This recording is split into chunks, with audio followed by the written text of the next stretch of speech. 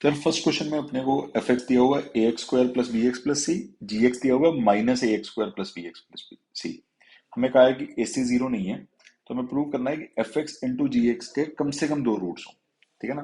अब देखो F X into G x को अगर हम जीरो कर रहे हैं तो इसमें क्या क्या हो सकता है, या तो एफ एक्स जीरो हो सकता है या जी एक्स जीरो हो सकता है। ठीक है ना। तो दोनों के अपने को इंडिविजुअल रूट्स निकल आएंगे, वो दोनों के दोनों जो रूट्स होंगे वो F X into G X के भी रूट्स होंगे। अब देखो एफ एक्स के रूट्स किससे डिटरमाइन होंगे, उसके डिस्क्रिमिनेंट से। तो उसका डिस्क्रिमिनेंट है B square minus four A C, और जी एक्स के रूट्स उसके डिस्क्रिमिनेंट से डिटरमाइन होंगे, that will be B square plus four A C. अब देखो अगर आपने D one plus D two किया तो D one plus D to कितना हो जाएगा, to be square. Four A सी तो कट ही गया। इनको ऐड क्यों किया मैंने, ताकि अपने पास वो फोर ए सी कट जाए और होल स्क्वायर बन जाए। क्योंकि अगर टू बी स्क्वायर है यहाँ पे लिखा हुआ, तो टू बी स्क्वायर तो हमेशा पॉजिटिव ही होगा। तो D one plus D two अगर पॉजिटिव आ रहा है, दो नंबर्स का सम अगर पॉजिटिव आ रहा है, तो क्या क्या केस हो सकते हैं। एक केस हो सकता है कि दोनों के दोनों ही पॉजिटिव हो, डी वन भी पॉजिटिव हो, दोनों डी टू भी पॉजिटिव हो। अगर दोनों के दोनों पॉजिटिव हुए तो अपने पास एफ एक्स के भी दो रूट्स आएंगे और जी एक्स के भी दो रूट्स आएंगे। तो कितने रूट्स आ जाएंगे इसके, चार रियल रूट्स। या दूसरा केस क्या हो सकता है कि एक पॉजिटिव हो और एक नेगेटिव हो, और जो पॉजिटिव वाला है वो ज्यादा बड़ा हो नेगेटिव वाले से। ठीक है ना। जैसे फाइव में अगर मैं माइनस थ्री ऐड करूं, फाइव माइनस थ्री, तब भी तो पॉजिटिव ही आता है टू। तो एक पॉजिटिव हो एक नेगेटिव हो, बट पॉजिटिव वाला बड़ा हो, तब भी सम अपने पास पॉजिटिव आ सकता है। तो अगर एक पॉजिटिव है एक नेगेटिव है, तो जिसका भी पॉजिटिव होगा वहां से दो रियल रूट्स निकल के आएंगे। ठीक है ना। तो दूसरे केस में दो रियल रूट्स आ रहे हैं, पहले केस में चार रियल रूट्स आ रहे हैं। तो अपने को यही प्रूव करना है कि कम से कम दो रियल रूट्स तो एग्जिस्ट करेंगे ही करेंगे। ठीक है ना। या तो दो हो पाएंगे या अपने पास चार हो पाएंगे।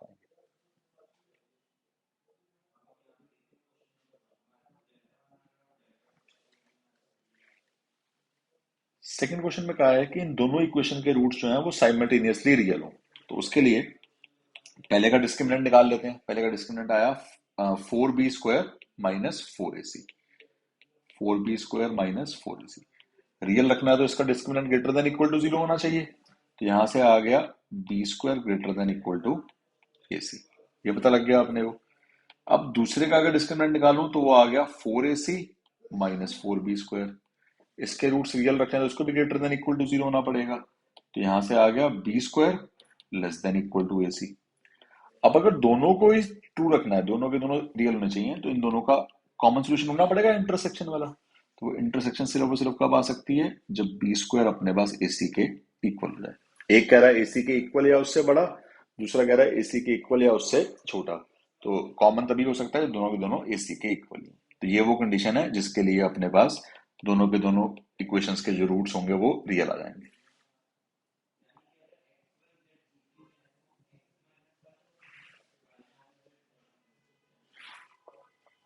क्वेश्चन नंबर थ्री में कहा है कि एबीसी अगर पॉजिटिव रियल नंबर्स हैं जो कि एक जीपी बनाते हैं, जीपी बनाते हैं मतलब बी स्क्वायर की वैल्यू किसके इक्वल आ गई, एसी की।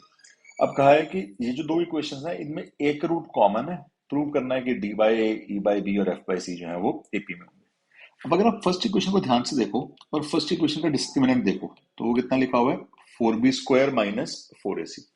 इसमें से अगर मैं फोर कॉमन ले लूं तो बन गया बी स्क्वायर माइनस ए सी, और बी स्क्वायर तो एसी के इक्वल गिवन ही है अपने को। तो पहली वाली का डिस्क्रिमिनेंट तो जीरो आ गया। मतलब फर्स्ट वाली की जो इक्वेशन है उसके जो रूट्स होंगे वो अपने पास इक्वल होंगे। तो लेट से जो इसके रूट्स हैं वो हैं अपने पास अल्फा और अल्फा। तो अल्फा प्लस अल्फा किसके इक्वल आ जाएगा, माइनस टू बी बाई ए के। तो अल्फा की वैल्यू कितनी आ जाएगी, माइनस बी बाई। ये आ गया। अब इन्होंने कहा है कि दूसरी इक्वेशन के साथ इसका एक रूट कॉमन भी है। मतलब इस इक्वेशन का भी एक रूट अल्फा है, एक रूट कुछ अपने पास बीटा है। तो अगर इसका एक रूट अल्फा है तो अल्फा इसको सेटिस्फाई कर सकता है, तो अल्फा को इसमें पुट कर दिया। तो D alpha square plus two E alpha plus F is equal to zero. Alpha की वैल्यू पुट कर दी इसमें, D B square by A square minus two E B by A plus F is equal to zero. अब मैंने क्या किया, यहाँ पे बी स्क्वायर की जगह पे, ये वाला बी स्क्वायर है इसकी जगह पे ए सी पुट कर दिया। तो ये आ गया D A C by A square plus F is equal to two E B by A. एक ए से एक ए तो कट ही गया। ठीक है ना। अब अगर आप क्वेश्चन देखो तो आपको डी बाई ए तो चाहिए वहां पे, हमें सी नहीं चाहिए, तो मैंने सी से डिवाइड भी कर दिया। तो ये आ गया D by A plus F by C is equal to two E B by A C. यहाँ पे जो ए सी बन रहा है, इस ए सी को क्वेश्चन से बी स्क्वायर पुट कर दिया, तो आ गया D by A plus F by C is equal to two E B by B square. एक बी से एक बी कट गया, तो आ गया D by A plus F by C is equal to two E by B. तो यहां से अपने पास ये चीज प्रूव हो गई कि D by A, E by B और एफ बाई सी एपी में होंगे। ये तो कंडीशन होती है two times middle term is equal to first term plus third term, तो वही अपने पास निकल के आ रहा है। तो यहां से अपने पास प्रूव हो गया।